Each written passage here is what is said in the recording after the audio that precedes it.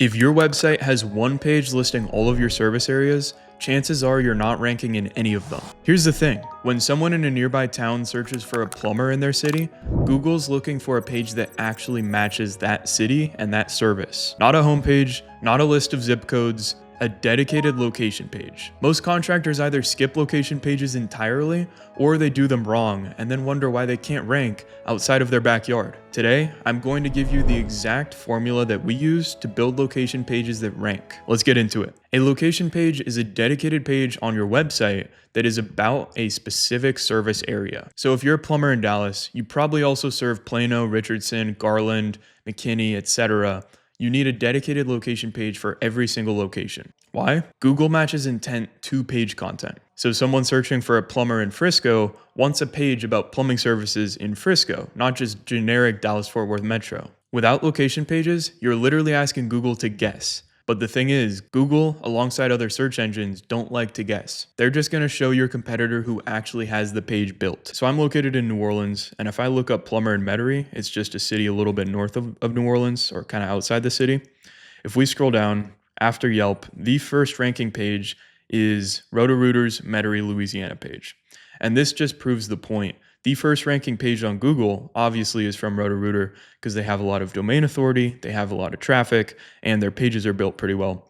But their location page is ranking. It's not their general New Orleans page, it's not their homepage, it's their location page for the specific search that I searched. So now you understand the importance of location pages. Let me show you the exact formula that I use to make them. So here's a pretty good example of a location page. As you can see, it's for an HVAC company, and they don't have too many location pages, which is ideal. If you don't have a bunch of domain authority or traffic already, I would start out with just 6 to 10 location pages, no more than that. So what they've done super well is their hero section is fully optimized for conversion rate.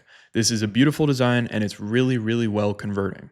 And by converting, I mean anyone who lands on the page is more likely to actually convert. The reason for that is, first things first, there's 3 call to action buttons. So there's this big old call now button, which is sticky, and if I click on it, it will call them.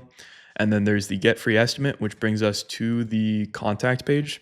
So if someone wants to fill out that form, and then if someone wants to get kind of baited into this a little bit more visually appealing form, let's say we want temperature controls, our nest is broken or whatever, then they'll fill out this and go through. The next thing I want to highlight is they have their customer reviews featured or mentioned here. Even better is to have more reviews, but this company doesn't seem to have too many reviews yet. Looks like they have 9, so they're not in a position to kind of show that number off. Their headline is super clear, so they instantly explain who they are, where they serve, what they do, so HVAC services. It's important to note the page is correctly optimized as well. So the title format that I recommend is either brand plus primary GBP category plus location, or if you want to go a little bit more naturally, you can just do primary GBP category in city, state, and then do this big old bar that nobody knows the name of, and then put your brand. And you 100% want to put your brand in every page title because branded location authority is super important these days. So you want to make sure Google understands that your brand is all these pages. Next, they have reassurances. So this is more for conversion rate, not really for Google, but it shows, yep, they do emergency repairs, they do installs, they also do maintenance. The goal here is to convince the user to trust you enough to convert. Right under there, they have pretty good content around their services and their brand in the location specified. They have a little bit more location information about their services for this area, and then a little bit more about the area. And then right here, they have a section dedicated to the area. So they have external links going to the Wikipedia page, which has been shown to help prove to Google this page is actually helpful content. And they talk about kind of their weather patterns, the climate, how that affects their service, which is really important.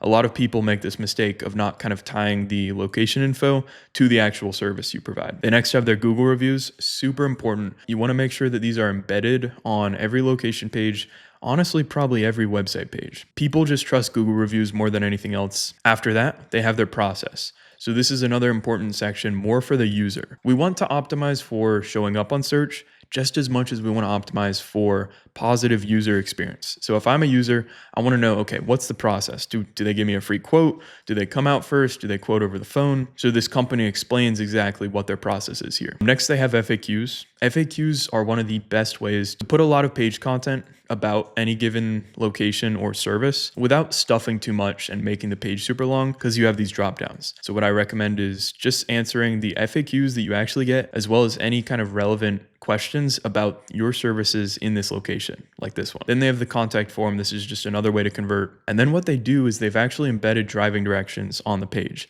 So as you know, most people aren't going to be like, oh, I live in Seaside and this makes it super easy. But it is helpful. This strategy is less focused on helping the user and more focused on telling Google you are helping the user, which then helps the algorithm trust your page more. So they have this helpful content. If you're located in Seaside, it's only 18 minutes. Here's the driving directions. Same with Pacific Grove, Delray Oaks.